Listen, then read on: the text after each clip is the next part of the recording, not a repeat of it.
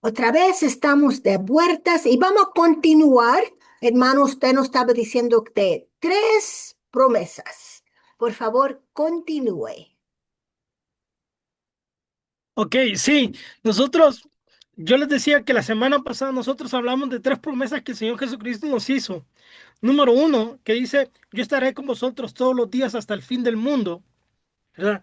Número dos, que iba a enviar a su Espíritu Santo y que por medio de ese Espíritu Santo nosotros íbamos a recibir el poder que nosotros íbamos a necesitar para cumplir con el propósito que Él había establecido para su iglesia y para cumplir con el mandato de la comisión de poder ir y predicar el Evangelio a todas las naciones y a todas las criaturas, a toda lengua y en todas las naciones. Y número tres, que él iba a volver por la iglesia. Entonces, cuando nosotros hablamos de esto, nosotros comprendemos de que tenemos una esperanza. Pero yo les decía que al estudiar la palabra del Señor o esas prácticas que nosotros tenemos que hacer para tener esa esperanza durante el tiempo que suceden esas cosas y esas prácticas que cada cristiano tiene que tener, yo les decía, número uno era meditar en la palabra. Y porque cuando nosotros meditamos en la palabra, hay un crecimiento que se es manifestado. Yo le decía que Pablo a Timoteo le escribe y le hace en 2 Timoteo capítulo 4 en el verso 16 le hace la importancia de la palabra. ¿Verdad? Le hace, y en el contexto le dice a Pablo, le dice a Timoteo, en el contexto que él recibe la palabra, le dice, voy a medio leerlo.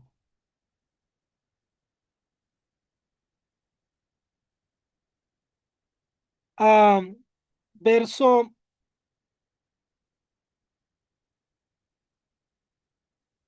capítulo 4 16 de primera Timoteo.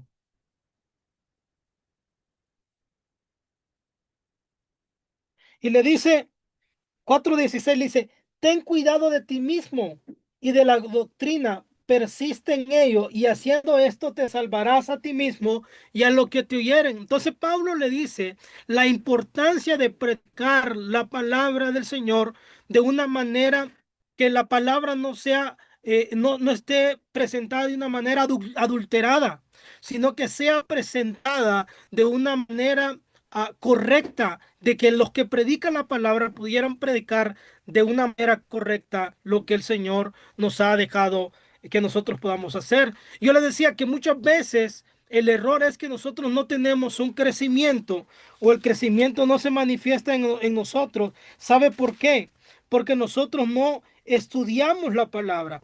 Y en el capítulo 3 en el verso 15 de segunda de Timoteo, le escribe y ah, le dice primero, dice, pero esto persiste tú en lo que has aprendido y te persuadiste, sabiendo de quién has aprendido y que desde la niñez has sabido las sagradas escrituras, la cual pueden hacerte sabio para la salvación, porque la fe que es en Cristo Jesús y toda escritura es inspirado por Dios, útil para enseñar, para redarguir, para corregir, para instruir en justicia, a fin de que el hombre de Dios sea perfecto, enteramente preparado para toda buena obra. Y aquí nosotros nos damos cuenta, número uno, que aquí a través de la palabra nosotros recibimos la preparación para la buena obra que se van a manifestar en nosotros.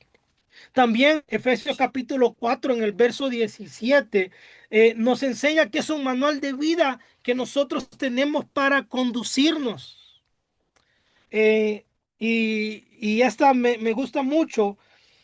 Capítulo 4 de Efesios, verso 17 dice Pablo, esto os digo y requiero en el Señor, que ya no andéis como los otros gentiles que andan en la vanidad de su mente, teniendo el entendimiento entenebrecido, ajeno de la vida de Dios por la ignorancia que en ellos hay, por la dureza de su corazón, los cuales después de que perdieron toda sensibilidad se entregaron a la lascivia para cometer con avidez toda clase de impureza. Mas vosotros no habéis aprendido así de Cristo. Mire que este manual, mas vosotros no habéis aprendido así de Cristo. Si en verdad le habéis oído y habéis sido por él enseñados conforme a la verdad que está en Jesús. 22. En cuanto a la pasada manera de vivir, despojaos del viejo hombre que está viciado conforme a los deseos engañosos y renovaos en el espíritu de vuestra mente, vestidos del nuevo hombre, creado según Dios en la justicia, la santidad y la santidad en la verdad. Entonces, cuando nosotros nos damos cuenta que el estudiar la palabra nos conduce a ese manual de vida, ya no nos vamos a conducir como los demás, sino que nos vamos a conducir bajo el propósito que el Señor ha establecido en nosotros. También cuando nosotros estudiamos la palabra, nos ayuda a desarrollar el carácter de Cristo en nosotros. ¿Ok? En Gálatas capítulo 5 nos enseña acerca de los frutos de la carne, y también capítulo 6 nos enseña acerca del fruto del Espíritu Santo, que dice que es amor, gozo, paciencia, benignidad, fe, bondad, mansedumbre, templanza, y dice, contra tales cosas no hay ley. Y cuando nosotros nos damos cuenta, y pasa en esta época postmoderna y donde se están dando muchos movimientos neopentecostales. No estoy en contra de los movimientos neopentecostales, pero en este tipo de movimientos neopentecostales y la influencia que están ejerciendo en ellos es que la gente está buscando los dones. Y la gente quiere los dones y hay mucha gente que ha recibido ciertos dones del Espíritu Santo para la edificación del cuerpo de Cristo, pero no tienen el desarrollo de carácter de Cristo en ellos. Y entonces por eso nosotros vamos a ver predicadores que no tienen humildad, predicadores que son amadores de sí mismos. Está el don, porque recordemos que el Espíritu Santo nos la Biblia nos enseña que el Espíritu Santo o los dones del Espíritu Santo no es por el que quiere, no es por el que corre, sino a quien Dios en su soberanía se le ha dado por medio del Espíritu Santo. Entonces, cuando nosotros comprendemos esta cosa, que lo que nosotros tenemos que mostrar es el carácter de Cristo en nosotros, entonces nosotros vamos a manifestar el fruto del Espíritu Santo. ¿Ok? El carácter de Cristo. Hay veces que dicen, no, que tienen un carácter fuerte. No, temperamento, temperamento es fuerte, pero su carácter no. Este, porque no tiene amor, porque no tiene gozo, porque no tiene paciencia, porque no es benigno. Entonces, nosotros tenemos que entender eso. Número 3, número 4 sería que cuando nosotros estudiamos la palabra, nosotros estamos en una constante confesión de nuestros pecados. ¿Ok? Juan, en primera de Juan dice que aquel que dice que no ha pecado hace mentiroso a Dios. Y también hace referencia, capítulo 2, que si alguien ha pecado, abogado tiene con el Padre. Que si confesamos nuestros pecados, Él es fiel y justo para perdonar nuestros pecados y limpiarnos de toda maldad. Eso es lo que dice primera de Juan capítulo 2, que tenemos un abogado y si confesamos nuestros pecados, Él es fiel y justo para perdonar nuestros pecados y limpiarnos de toda maldad. Y según lo que dice Timoteo, nos ayuda o nos da advertencia para que nosotros comprendamos las falsas enseñanzas. Y Pablo le escribe a Timoteo acerca de la personalidad de los hombres que se iba a manifestar en los postreros tiempos. Hombres amadores de sí mismos. Y qué es lo que iban a hacer. Iban a ser engañadores. ¿Ok? Entonces nosotros tenemos que estudiar la palabra para que no caer en falsos maestros. Y esos falsos maestros se dan aún en la segunda venida del Señor Jesucristo. Unos dirán que ya se manifestó, otros dirán que tal fecha se manifiesta, pero cuando nosotros estudiamos la palabra, nos damos cuenta que las cosas que yo les dije, que no hay un tiempo establecido y que el tiempo que nos marca es la soberanía del Padre. Entonces, cuando nosotros estudiamos todas estas cosas, o lo que nosotros necesitamos, estas prácticas, otra de las prácticas es poder tener una vida de obediencia al Señor. ¿Ok? En Primera de Juan capítulo 2 en el verso 6 dice, y el que dice ser de él debe andar como él anduvo. O sea, el que dice ser de Cristo debe de andar como Cristo anduvo aquí en la tierra. La pregunta del millón es, ¿yo estoy yo estoy viviendo como Cristo o yo estoy viviendo en pasiones desordenadas? ¿O yo estoy viviendo bajo mis propios deseos? ¿O estoy viviendo bajo mis propios argumentos? Yo estoy viviendo bajo mis propios pensamientos. Me están gobernando mis propias actitudes. ¿Ya fuimos renovados en el nuevo hombre o todavía nos hace falta? Entonces, otro de las cosas que cuando nosotros tenemos, o otra de las prácticas que nosotros tenemos que realizar es vivir bajo el propósito del Señor. Y cuando el propósito del Señor se manifiesta en nosotros, no vamos a poder decir lo que dice, lo que dijo Pablo en Filipenses capítulo 1 verso 20.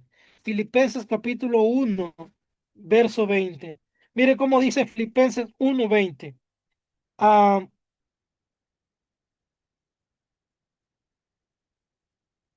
1:20 dice, conforme a mi anhelo y esperanza de que de nada seré avergonzado. Antes bien, con toda confianza, como siempre, ahora será magnificado Cristo en mi cuerpo, o por vida o por muerte. Porque para mí el vivir es Cristo y el morir es ganancia. Para mí el vivir es Cristo y el morir es ganancia. Es lo mismo que Pablo repite en 1 Corintios 5:17. De modo que si alguno está en Cristo, nueva criatura es. Las cosas viejas pasaron. He aquí, todas son hechas nuevas. Nos llama que nosotros somos una nueva criatura por medio de Cristo. O lo que dice Gálatas 2:20. Con Cristo estoy juntamente crucificado. Ya no vivo yo, mas Cristo vive en mí. Y ahora lo que vivo en la carne, lo vivo en la fe del Hijo de Dios, el cual me amó y se entregó a sí mismo por mí. Entonces, cuando nosotros caminamos en ese propósito de Dios en nuestra vida, no nos vamos a desviar. Cuando nosotros caminamos en ese propósito, ya no vamos a amar al mundo ni las cosas del mundo, sino que nosotros vamos a amar el propósito de Dios. Hoy es bien difícil que la gente pueda amar a Dios. Hoy la gente está más como siguiendo una religión o yendo a la iglesia por un costumbre, pero no realmente porque ama al Señor, porque no se manifiesta en ellos el amor del Señor. Porque si no, otra realidad nosotros tuviéramos. Pero muchas veces esto es por la falta de enseñanza en nuestras iglesias, la falta de discipulado y la falta de principios bíblicos que se manifiesten el carácter de Cristo en cada persona que ha aceptado al Señor Jesucristo.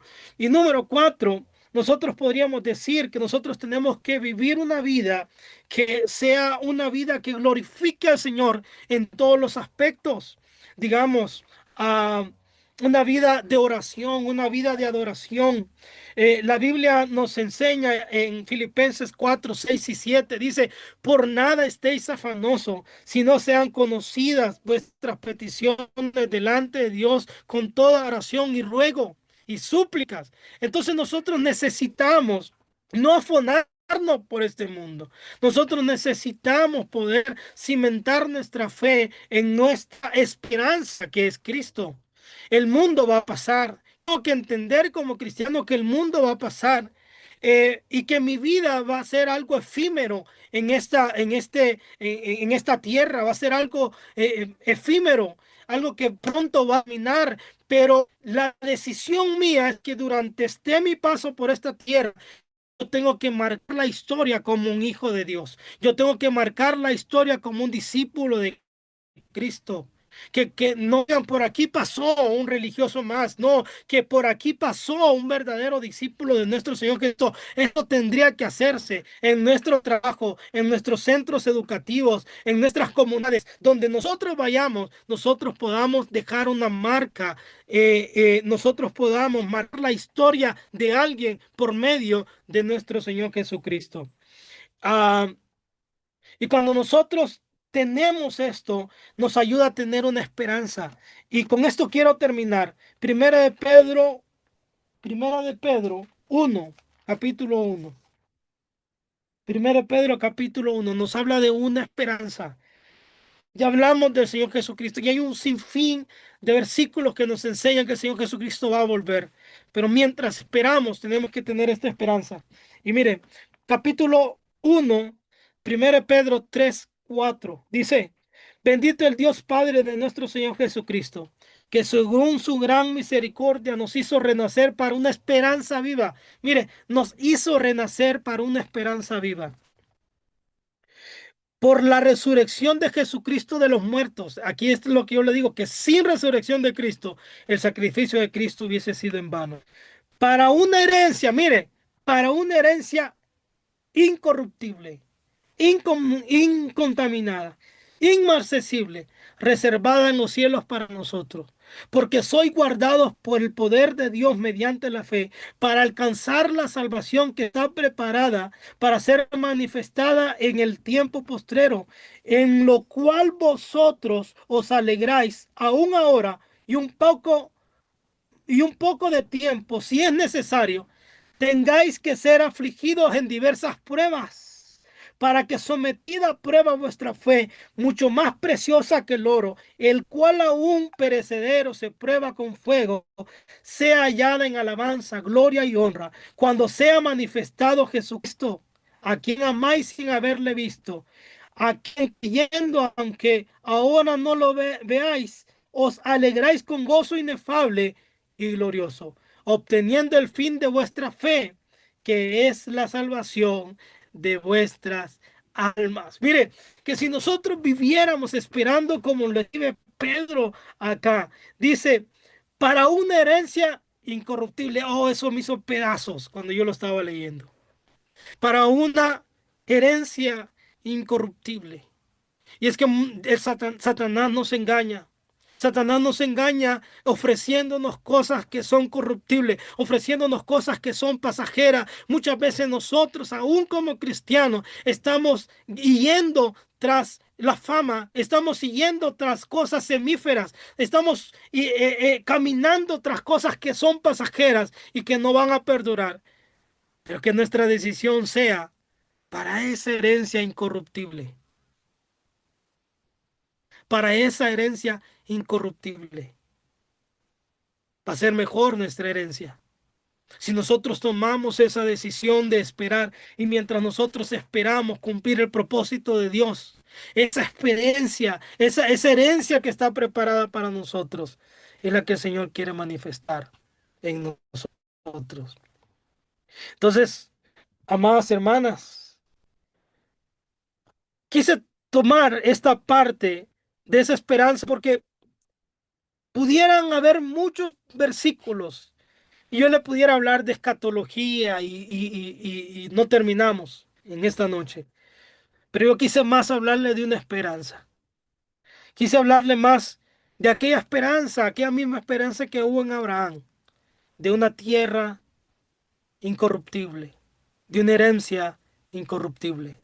Que nuestra fe sea cimentado en esa esperanza que es Cristo para recibir recibir esa herencia incorruptible. Hermanas, que el Señor les bendiga y quiero orar para que durante este tiempo nosotros podamos esperar en el Señor, que se manifieste en nosotros esto, que lo podamos esperar, que el Señor venga, pero que esperemos nosotros con paciencia e incluso, si es posible, soportar padecimientos, porque así ha sido o va a ser probada nuestra fe. Oramos, Señor, te damos muchas gracias.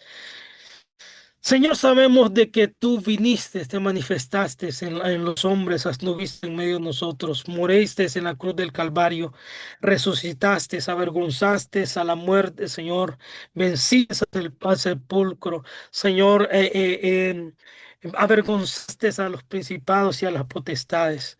Hiciste una promesa que tú ibas a regresar por tu iglesia, Señor, y aunque muchos la tengan por tardanza, Señor, sabemos que tú vas a cumplir en el tiempo establecido esa promesa, pero durante caminemos en esta tierra, sea un paso, Señor, que nosotros podamos dar, cada paso nosotros podamos darlo en cumplimiento al propósito que tú has establecido en nosotros, en cumplir, Señor, el propósito que hiciste para la iglesia, Señor, para el cuerpo de Cristo, de que poder ser luz, de poder ser sal aquí en la tierra. Yo te oro por cada una de mis hermanas y te pido que tú les bendigas. En el nombre de tu Hijo amado Jesús. Amén y amén. Gloria a Dios. Hermanos, Amén. tantas gracias por esta enseñanza. Yo creo que ya contestó una o dos de las preguntas que yo había puesto en el chat, pero quiero enfatizar dos o tres cosas que usted dijo que sí se necesita más enseñanza, más oración, pero lo que quiero enfatizar es, nosotros ya lo sabemos, el estado de la iglesia. Así que vamos a enfocarnos individualmente superar estas situaciones. Que busquemos más enseñanzas para nosotras mismas, que oremos más. Y gracias a la hermana Carolina por hacer este estudio posible. Una pregunta que sí tenía en el chat era, ¿cómo se relaciona la doctrina de la segunda venida con la justicia de Dios? ¿Y qué consuelo o advertencia ofrece esta verdad a los creyentes? ¿Me explico bien? Su micrófono. Vuélvamelo a repetir. Ok, lo vuelvo a repetir. Aquí vamos. ¿Cómo se relaciona la doctrina de la segunda venida con la justicia de Dios? ¿Y qué consuelo o advertencia ofrece esta verdad a los creyentes? Y quiero enfatizar también que este mensaje es ya para personas creyentes, que ya son creyentes, porque los que no son convertidos no saben ni de la primera venida. Así que cuando hablamos de la segunda venida, ellos van hablando qué pasó aquí. Pero ¿me explico bien con esa pregunta? Su micrófono. Este, Somos bueno, la justicia de creo Dios. que, creo que, sí, creo que la justicia de Dios, la manifestación de la justicia de Dios es por Cristo. Eh, eh, no es que Dios quiera castigar, o que Dios desee castigar. Si Dios, para evitar el castigo al hombre, fue que mandó al Señor Jesucristo. Y volvamos a lo que es San Juan, capítulo 3 verso 17, que dice, el que cree, el que no cree, ya ha sido condenado por cuanto no ha creído en el unigénito Hijo de Dios. Entonces la manifestación o la justicia de Dios en su segunda venida se manifiesta o se hace presente desde la primera venida, porque Dios en su justicia no quiere que el hombre perezca. Dios en su amor, en su misericordia, quiere que el hombre sea justificado por medio de el Señor Jesucristo. Entonces, ¿qué es lo que nosotros necesitamos? Aferrar nuestra fe en Cristo. Y por eso es necesario que sea urgente el mensaje constante, que prediquemos a tiempo y fuera de tiempo, pero hemos malinterpretado la predicación como algo que se da dentro de la iglesia, no, la predicación es lo que se da fuera de la iglesia. Nosotros tenemos que salir y predicar fuera de la iglesia, pero estamos tan acostumbrados que hasta las campañas evangelísticas las hacemos dentro de la iglesia. Entonces, ¿cómo van a conocer esa justicia? Romanos capítulo 10 le enseña. Pablo en capítulo 10 de Romanos lo enseña. ¿Cómo creerán? ¿Cómo confesarán? Empieza diciendo que el que confesara al Señor Jesucristo será salvo. Pero, ah, pero Romanos 10, voy a leerlo rapidito, del verso 15 en adelante. 16, así 17. Así pues la fe es por el oír. Y, no, perdón. Y dice, del verso 12, porque no hay diferencia entre judío y griego, pues el mismo es el Señor de todos, es rico para con todos los que le invocaren, porque todo aquel que invocar el nombre del Señor será salvo. ¿Y cómo pues invocarán a aquel en el cual no han creído? ¿Y cómo creerán en aquel en el cual no han oído? ¿Y cómo irán sin haber quien les predique? ¿Y cómo predicarán si no fuesen enviados? Como está escrito, cuán hermosos son los pies de los que anuncian la paz, de los que anuncian las buenas nuevas de salvación. Mas no todos obedecieron el evangelio, pues Isaías dice, Señor, ¿quién ha creído a nuestro anuncio? Así que pues la fe es por el oír y el oír por la palabra de Dios. Entonces nosotros miramos aquí que el Señor o la justicia del Señor se manifiesta en Cristo. Y entonces si el Señor se manifiesta, pero para que sean salvos todo aquel que invocar al Señor necesita conocerle. Y dice, ¿cómo predicarán si no son enviados? ¿Cómo irán si no hay quien les predique? Entonces, por eso es la urgencia que el mensaje de salvación pueda llegar a otros. O sea, nosotros, nadie está exento de poder predicar el mensaje de salvación. Todos tenemos que predicar el mensaje de salvación, pero se levantó un movimiento que dijeron, no, solo este poquito son los escogidos para el mensaje o predicar el mensaje de salvación. No, la iglesia completa tiene la responsabilidad de predicar el mensaje de salvación. No sé cuál era la otra parte de la pregunta. A ver aquí. Y la segunda parte era, ¿y qué consuelo o advertencia ofrece esta verdad a los creyentes? Bueno, consuelo es la esperanza que tenemos en Cristo, ¿ok? Que si nosotros hemos inventado nuestra fe en Cristo, pues vivimos bajo esa esperanza. Y la advertencia es que nosotros tenemos que ser esos pregoneros. La advertencia es la advertencia que el Señor Jesucristo dio en 3:17 de Juan. El que no ha creído en el unigénito Hijo de Dios ya ha sido condenado. Esa es la condenación del mundo, el no creer en Cristo. Entonces, nosotros podemos ir 100 años a la iglesia, pero si no cimentamos nuestra fe en Cristo, fue un tiempo perdido. La advertencia que el Señor nos da es para su segunda venida y su esperanza es que nosotros creamos en el unigénito Hijo de Dios que fue enviado, creamos que Él vino a la tierra, se hizo carne, murió, anduvo entre nosotros, murió, padeció por nosotros, murió, resucitó al tercer día, ascendió al cielo y volverá. Esa es la fe que nosotros tenemos que tener en nuestro Señor Jesucristo. Y yo les invito, el próximo año ustedes podrían hacer un estudio acerca de la cristología y se van a dar cuenta realmente de esta riqueza para conocer a Cristo. Porque para dar a conocer a Cristo necesitamos conocerlo. Y el problema de nosotros es que no lo conocemos. Y lo conocemos, como dice en Juan 5:39. Las escrituras dan testimonio de él. Sí. Sí son experiencias personales. Yo sé que hay experiencias que nos ayudan a conocerlo.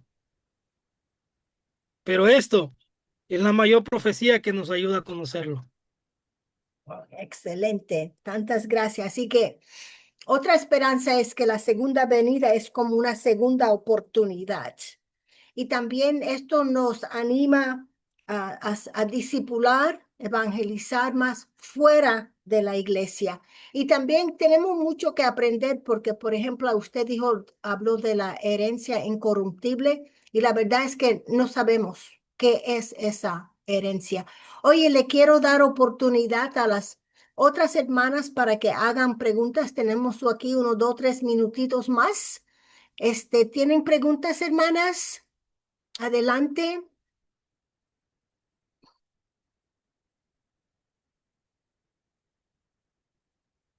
Si no, pues voy a revisar mis notas. A ver aquí. Ah,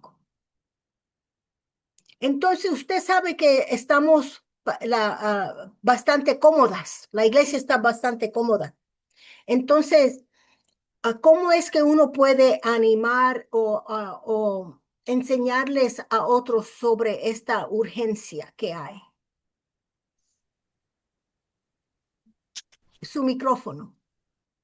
Sí, creo que es nuestro testimonio. Dice que no hay nada más eficiente que el testimonio, porque podríamos predicar, uf, podríamos hablar, pero cuando tomas una decisión de ser testimonio, cuando la gente te mira de que tú vas tras el perdido, cuando la gente mira que tú priorizas el reino de los cielos. Digamos, hay gente que a nosotros nos dijo que nosotros estábamos locos cuando renunciamos a todo en Honduras para decir, heme aquí, Señor, envíame y enviamos de donde hay una necesidad.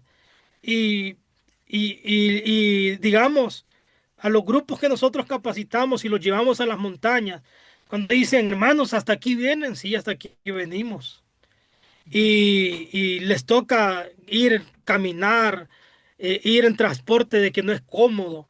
Cuando ellos miran estas experiencias, ellos son retados.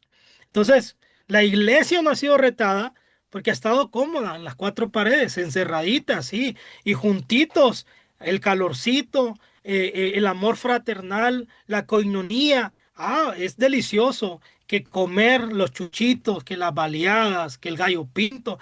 Eso es hermoso, pero es necesario sacar a la iglesia, es necesario que la iglesia tome una acción. Pero para eso lo primero que tenemos que hacer es crear conciencia. Y la conciencia se crea a través de la predicación de la palabra. Y número dos, se crea a través del ejemplo. Y el problema que nosotros hemos tenido es que el ejemplo se ha terminado. Son muy pocos aquellos que dicen, yo voy a ir, Sí, ¿verdad? Yo leí un texto que decía, la mies es mucha, pero los obreros cobardes. sí, es verdad. No pocos, sino que cobardes. Sí, Entonces, el Señor no nos ha dado un espíritu de cobardía, sino de amor, de poder y de dominio propio. Entonces, ese espíritu que actúa en nosotros es el que tenemos que manifestar afuera. No tenerle miedo, porque al final, como dijo Pablo, para mí el vivir es Cristo y el morir se convierte en una ganancia. excelente. Tenemos un minutito más. Olga, ¿usted quería hacer una pregunta? Tenemos un... Sí, sí, hola pastores, buenas noches, ¿cómo están? Eh, Quería preguntar al pastor cómo, si definitivamente él sí considera que estos son los momentos previos con esta firma de este acuerdo de paz. ¿Este es el acuerdo de paz que estamos esperando o habrá otro? Ahí sí, como le preguntaron al Señor. Eh, Porque todo lo que está pasando ahorita en el mundo es impresionante, cómo están las escrituras, o eso creemos corriendo ante nuestros ojos. ¿Crees que este acuerdo era el que se estaba esperando, el que se firme entre Israel y los países en guerra que han estado con él en el Medio Oriente? Ya que se está hablando de la segunda venida de Cristo, pues Bien. que Mientras, nada más mientras no falta se rompa, sí, ¿verdad? Mientras no se rompa, sí. Por eso le decía, y ese es un tema muy, muy extenso, lo que es la segunda venida de Cristo y cada uno de los acontecimientos que preceden la segunda venida de Cristo, pues al final dice que cuando digan que hay paz sobre la tierra, ahí se acercará el día del Señor y se va a manifestar el día del Señor. Pues yo digo que todo va encaminado para eso. Todo va encaminado a que se manifieste el hombre de iniquidad que habla segunda de Tesalonicenses, ¿no? Entonces, todo eso va en camino. No tenemos que asombrarnos. Ok, si ocurre mañana, pues gloria a Dios, nos vamos con Cristo. Pero si ocurre dentro de 100 años, estemos preparados, como dice Pedro en lo que él escribe a la iglesia, que nosotros tenemos que estar estar preparados, o tener esa esperanza viva, ¿verdad? Que aunque nos toque padecer como el oro es pasado por fuego, pero mantengamos esa esperanza viva. Entonces, en lo personal, yo le contestaría personal, considero que sí, porque hay muchas cosas que se han venido dando y recordemos que Israel, quiera o no, es el reloj de Dios también, ¿verdad? Lo que Mateo 24 dice, cuando miren estas cosas, sabe que está cerca. Entonces, Sí, sí. no hay día ni hora, pero está cerca. Sí, y hoy es el día para prepararnos. Hermano, tantas gracias por esta enseñanza. Nos quedan 3 viernes en este mes, así que usted está invitado para regresar. Y creo que esa idea de un estudio sobre la cristología para el próximo año sería excelente. Hable con su esposa, por favor. Así que le damos tantas gracias a usted, hermanas. El próximo viernes nos vemos y vamos a seguir estudiando la Biblia juntas porque es crítico. Le damos gracias a Dios por esta enseñanza y por la vida del hermano Dennis también. Así que, hermanas, nos vemos el próximo viernes. Que Dios me la bendiga.